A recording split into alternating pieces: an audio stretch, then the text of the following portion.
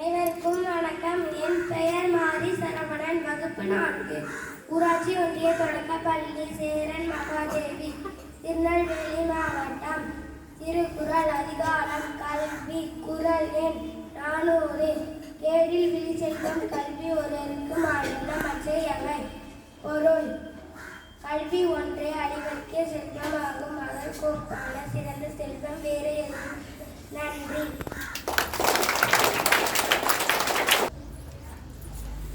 Good morning to all. I am Adishri, class 4 PUPS Seran Mahadevi in Tirunelveli district. Dinam oru thagaval. The giraffe is only sleep.